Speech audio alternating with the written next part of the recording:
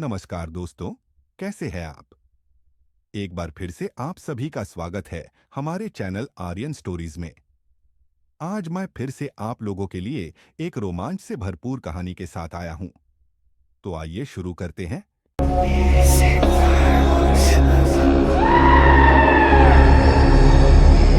आरव ने अपने जीवन को पटरी पर लाने की कोशिश की, लेकिन कुछ भी पहले जैसा नहीं था। अनाया की यादें उसके साथ थी, लेकिन साथ ही कुछ और भी था, एक अजीब सा डर। रात के अंधेरे में कभी कभी उसे महसूस होता कि कोई उसे देख रहा है। जंगल में सन्नाटा था, लेकिन वह महसूस कर सकता था कि वहां कुछ छिपा हुआ है। फिर एक रात जब वह अपने घर में था, अचानक खिड़की के बाहर से एक परछाई गुजरी। आरव तेजी से बाहर भागा, लेकिन वहां कुछ नहीं था। कौन है वहां? उसने आवाज लगाई। कोई उत्तर नहीं आया, लेकिन हवा में एक अजीब सी गंध थी, जलते हुए लकड़ी और गंधक की।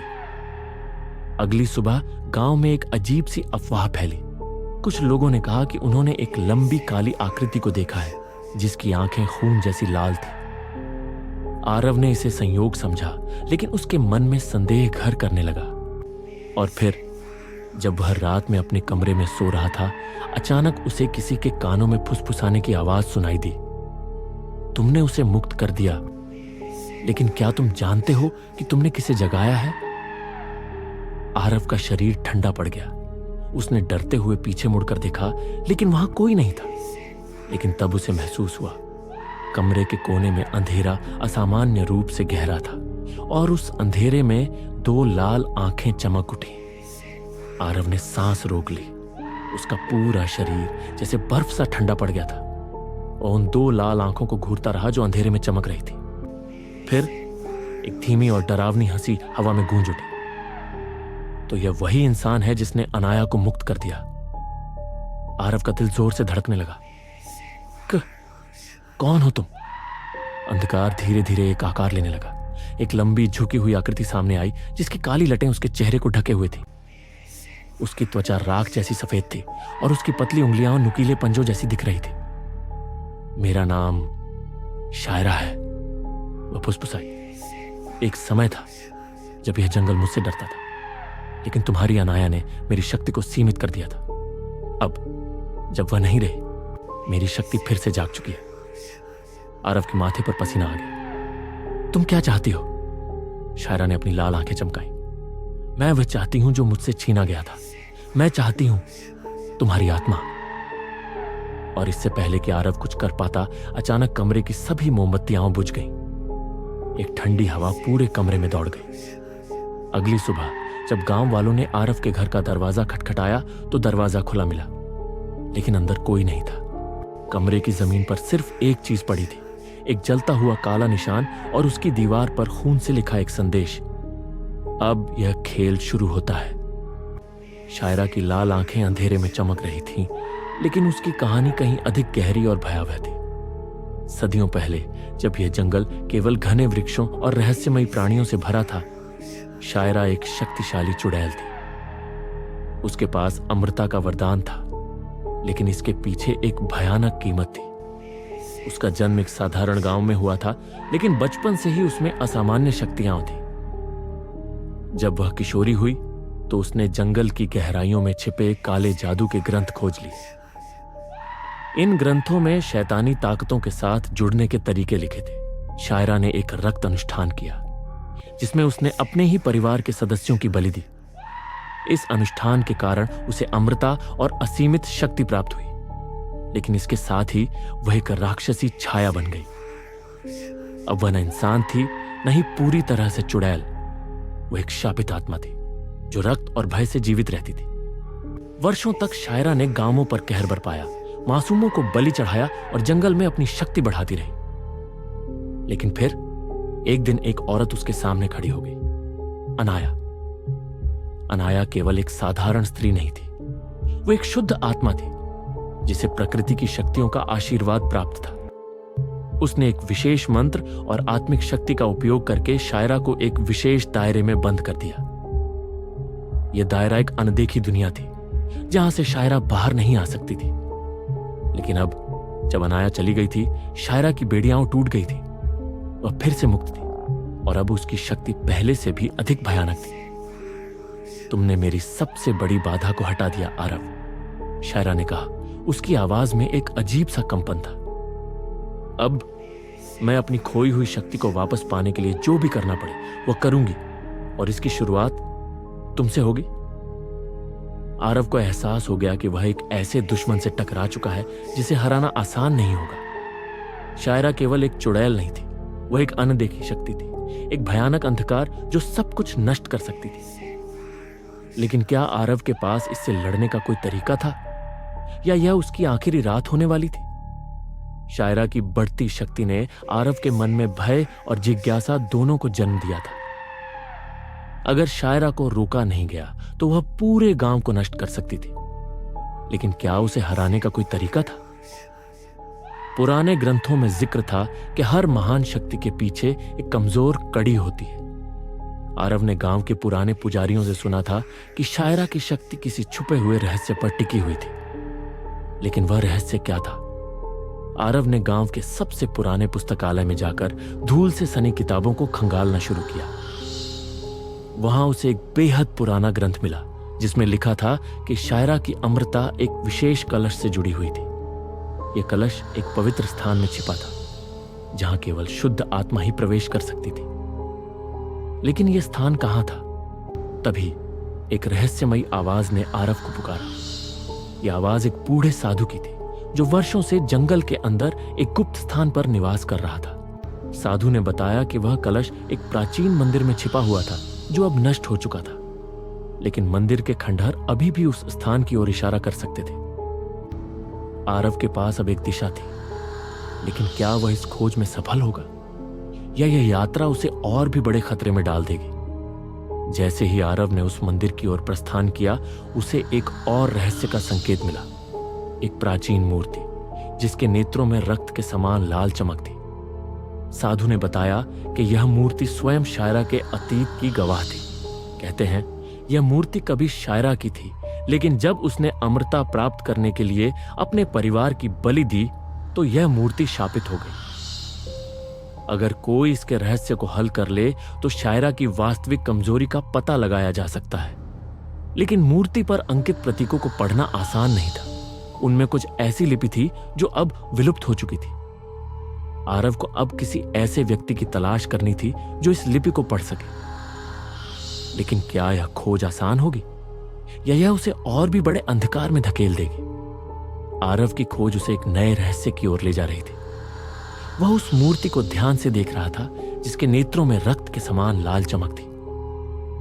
अचानक मूर्ति की आंखों से एक बूंद रक्त गिरा और जमीन पर एक अजीब आकृति बनने लगी। यह कोई साधारण निशान नहीं था, यह एक प्राचीन भाषा में लिखी भविष्यवाणी थी। आरव घबराया, लेकिन उसने हिम्मत नहीं हारी। उसने उस बूढ़े साधु की ओर देखा जो अभी भी मंत्र बुदबुदा रहा था। साधु ने कहा, यह लिपि केवल वही पढ़ सकता है जो अंधकार को स्वीकार करे, लेकिन स्वयं उसमें लुप्त न हो। इसका क्या मतलब था? आरव ने फैसला किया कि उसे इस भाषा को समझने के लिए किसी ऐसे व्यक्ति की तलाश करनी होगी जो इस प्राचीन रहस्य से परिचित हो। गांव के सबसे बुजुर्ग पुजारी ने बताया कि जंगल के गहरे हिस्से में एक औरत रहती थी जिसे अभिशप्तवाचक कहा जाता था।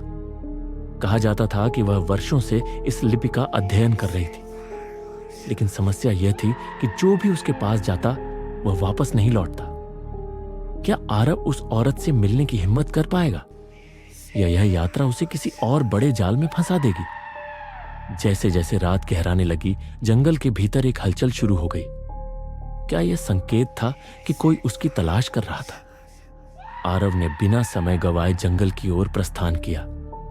जैसे ही वह गहरे जंगल में पहुंचा, उसे एक अजीब सी सिहरन महसूस हुई। पेड़ों की शाखाएं अंधेरे में किसी छाया की तरह हिल रही थीं और हवा में एक अजीब सी फुसफुसाहट थी। ऐसा लग रहा था मानो जंगल खुद उससे बात कर रहा हो। जैसे जैसे वह आगे बढ़ा, उसे दूर एक हल्की रोशनी दिखाई दी। यह रोशनी एक छोटी सी झोपड़ी से आ रही थी जिसके चारों ओर घने पेड़ खड़े थे। आरव ने हिम्मत जुटाकर झोपड़ी का दरवाजा खटखटाया।